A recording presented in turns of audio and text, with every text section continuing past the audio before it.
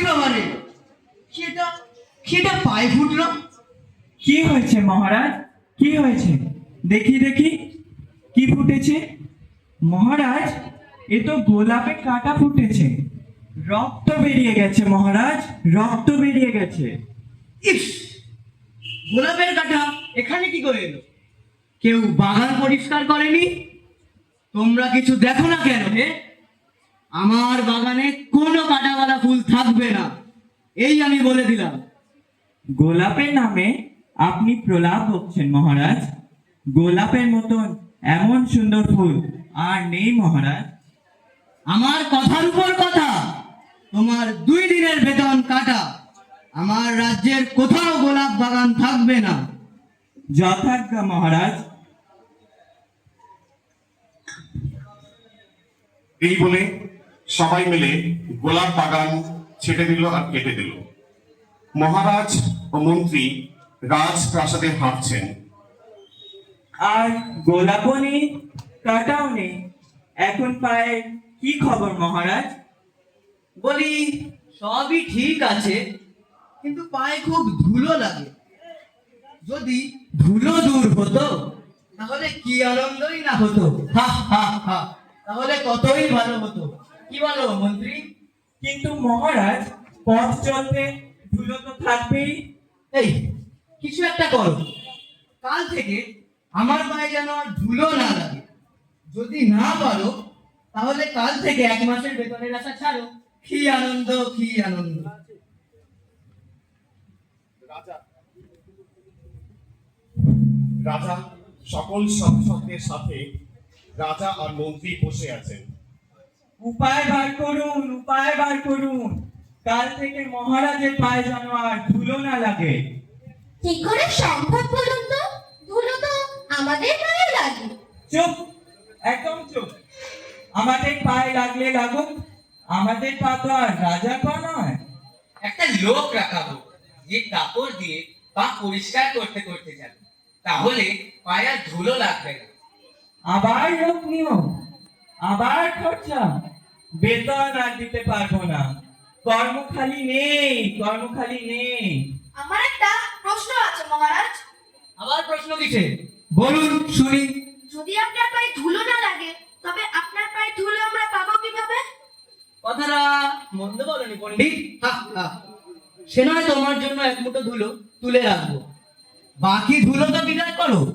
তোমরা সবাই শুধু বসে বসে বেতন নাও। কাজেই যদি না লাগো তবে তোমাদের পুষে কি লাভ আমার? মহারাজ, চেষ্টায় ত্রুটি করছি না, কিন্তু উপায়টা আসছে না মাথায়।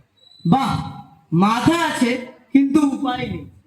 ঠিক আছে, উপায় যখন নেই তখন বেতনও নেই। তোমরা বরং আমার পায়ে ধুলোই নিও। এখন যাও সবাই, যত অকর্মার দল। এই বলে মন্ত্রী পায়চারি করছেন, সকল সভাসদ বসে আছেন। এই হলো আমাদের রাজ্যের প্রাচীন পুঁথি। দেখি কি লেখা আছে এর পাতায়। দেখতেই হবে পণ্ডিত মশাই, দেখতেই হবে, যাতে আর বেতন কাটা না যায়। কিন্তু মন্ত্রী মশাই, যদি ধুলো মাটি সব চলে যায়, তবে আমরা রাজ্যে শস্য ফলবে কিভাবে? আমাকে জিজ্ঞাসা করছো কেন? আমি কি কৃষিমন্ত্রী? তুমি কৃষিমন্ত্রী? যত সব অকর্মা দল জুটে এসেছে আমাদের রাজ্যে। আমার মাথায় একটা উপায় এসেছে মন্ত্রী মশাই।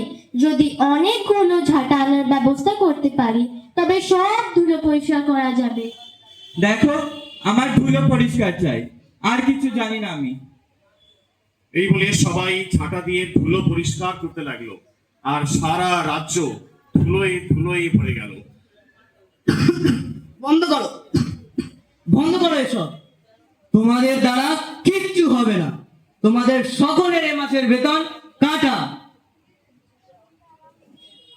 এক জায়গায় রাজ্যের কিছু সাধারণ মানুষ দাঁড়িয়ে দাঁড়িয়ে কথা বলছে।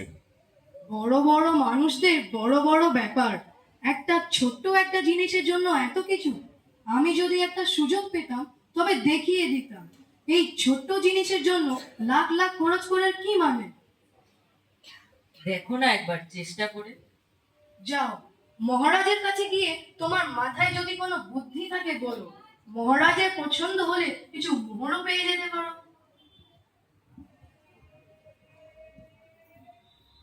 এই বলে সবাই একসাথে হাসাহাসি করছেন। মহারাজ, আমার মাথায় একটা বুদ্ধি এসেছে। এই ধরনীকে মাদুর দিয়ে ঢেকে সাদা চাদর পেতে দিলে কেমন হয়? মহারাজ, আমার মাথায় একটা উপায় আছে। বলে ফেলো শুনি। আপনি যদি ধুলোয় পায়ে না রাখেন তাহলে কেমন হয়? কি সব যে উল্টো পাল্টা বলছো, একটু খুলে বলো তো শুনি। আপনি যদি ঘরে থাকেন বন্ধ। কথাটা বেশ, নয় বন্ধ? থামো থামো, তোমরা আমাকে ঘরবন্দি করতে চাও? তাহলে চর্মকারকে খবর দাও, সারা রাজ্য চামড়া দিয়ে ঢেকে দিই।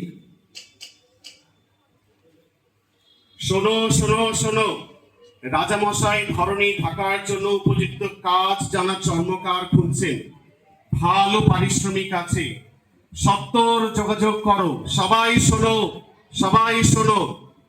পায়ের ধুলো ঢাকার জন্য কত অর্থ ব্যয় করছেন। যাই একবার দেখা করে আসি, যদি বুদ্ধি দিয়ে কিছু মোহর পেয়ে যেতে পারি। মহারাজ, নিবেদন আছে আপনার কাছে, অভয় দেন তো বলি। কি বলবে তাড়াতাড়ি বলো তো, মহারাজের অত সময় নেই। আচ্ছা বলো শুনি। আমার কাছে আছে এক টুকরো চামড়া। তাতে কি করবো আমরা? এক টুকরো চামড়া দিয়ে ঢাকা যাবে রাজ্য? হাস্যকর, হাস্যকর। এই চামড়া দিয়ে আপনার দুটি চরণ রাখলে গোটা রাজ্য আর চামড়া দিয়ে ঢাকতে হবে না। এত সহজে যদি সব হতো, পণ্ডিত গুলো কি এমনি এমনি আছে? মহারাজ, এই ব্যাটাকে শুলে চড়াতে হবে। সাধারণ মানুষ একজন, সে রাজার পায়ে চামড়ার জুতো পরিয়ে দিল।